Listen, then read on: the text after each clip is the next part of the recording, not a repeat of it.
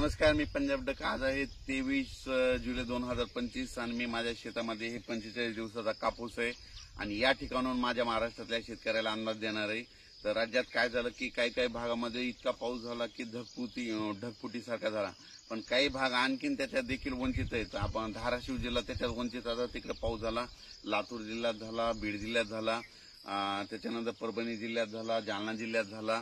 पण आता याच्यामधून काही आणखी वंचित भाग राहिलेला. तर उत्तर महाराष्ट्रामध्ये काय झालं, पारोळा धुळे त्या साईडकडे पाऊस नाही. तर त्या शेतकऱ्याला सांगू इच्छितो की आणखीन म्हणजे 27 जुलैपर्यंत तुमच्या इकडे म्हणजे आणखी 5-6 दिवस पाऊस आहे तिकडे पडून जाणार आहे.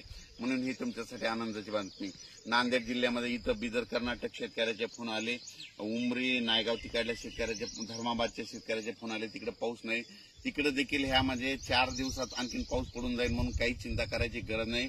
राज्यात म्हणजे आज 23 पासून 23, 24, 25, 26, 27, 28 जुलैपर्यंत राज्यात आणखीन वेगवेगळ्या भागात दररोज भाग बदलत काही ठिकाणी जोरचा, कुठं रिमझिम, कुठं पेंडॉलचा असा पाऊस पडणार आहे, कुठं उडे नाले वाहणारा पडणार आहे, कुठं शेतात पाणी साचणारा पडणार आहे. म्हणून हा अंदाज लक्षात. पण राज्यात सांगायचं झालं तर पूर्व विदर्भ आणि पश्चिम विदर्भात जरा आणखीन पावसाचं झुकतं माप असणार आहे. म्हणून हा अंदाज लक्षात येतात. कोकण पट्टीचा ते पाऊस मात्र ते कायमच्या स्वरूपाचा ते कायमच राहणार आहे. ते पाऊस जोरदार मध्ये तसाच राहणार, म्हणून हे लक्षात येतं.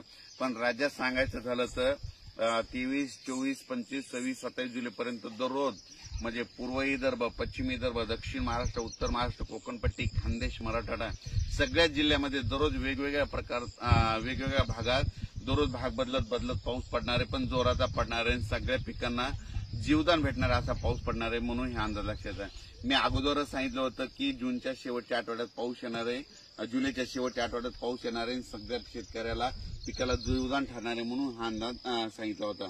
आणि तुम्ही पाहू शकता हे जुलैच्या शेवटच्या आठवड्यात पाऊस सुरू झालेला आहे. आणखीन आज देखील म्हणजे 23 जुलैपासून आज देखील पावसाची व्याप्ती वाढणार आहे. म्हणजे आज नांदेड भागाकडे देखील पाऊस पडणार आहे, म्हणजे देगलूरकडे देखील पडणार आहे. त्या भागात पाऊस पडला नव्हता त्या भागात पडणार आहे, तेलंगणात पडणार आहे, आंध्रात पडणार आहे, इकडे अकोल साईडला कमी पडला होता तिकडे देखील पडून जाणार आहे. आणि जळगाव जामोद इकडे घाटाच्या खाली एक पडला नव्हता तिकडे देखील ह्या 4 दिवसात पाऊस पडणार आहे. म्हणजे ज्या भागात आतापर्यंत पाऊस पडलेला नाही त्या भागात ह्या 4 दिवसात पाऊस पडून जाईल आणि शेतकऱ्याला जीवदान ठरणार आहे. म्हणून हे अंदाज लक्षात द्यायचा. अचानक वातावरणात बदल झाला तर लगेच एक मेसेज दिला जाईल. आणि हे जे अंदाज दिलेला आहे हे माझा 3x1 चा कापूस आहे. 3x1 मध्ये तुम्हाला सांगतो एकरी 4 बॅग बसलेल्या तर फक्त एकदाच खत दिलेला, परत खत दिलेलं नाही. आणि या ठिकाणी हे शेतकऱ्यासाठी अंदाज देत आहे.